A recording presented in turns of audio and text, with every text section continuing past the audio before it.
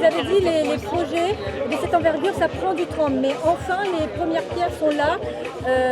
Le projet sort au fur et à mesure. L'oiseau est prêt à s'envoler. Oui, c'est exactement ça. Encore une fois, on est sur un projet qui concerne 5000 hectares, 33 000 logements. Il y a 2 milliards d'euros d'investissement public.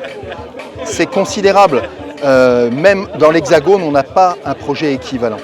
Donc ça ne se fait pas si rapidement et si facilement que certains auraient voulu le croire.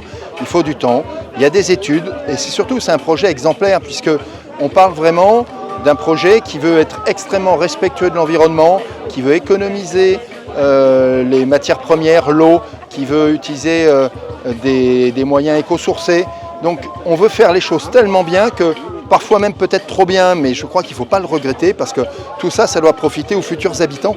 Ce seront des milliers de familles qui attendent des logements, mais qui ne vivront pas dans des logements comme on peut en voir dans certaines cités, et on sait tous les problèmes que ça pose, mais ils vivront vraiment dans un environnement qui leur permettra non seulement d'y vivre, mais également d'y avoir des loisirs et même d'y travailler, puisqu'il y a des zones économiques dans ce projet qui seront à des distances extrêmement raisonnables, parfois à pied, parfois en vélo, à 6 minutes en vélo. Et puis s'il faut prendre un moyen autre, eh bien, il y a le transport commun site propre, ce qu'on appelle le bus à haut niveau de service. Donc pas de problème de circulation, d'embouteillage. Et donc tout est conçu vraiment pour permettre aux habitants de vivre dans un écoquartier à développement durable. Et c'est vraiment ça l'objectif de cette éco-cité. C'est pour ça que ce projet est exemplaire, magnifique, mais que oui, ça prend du temps. Et pour une fois, les équipements publics sortent en premier.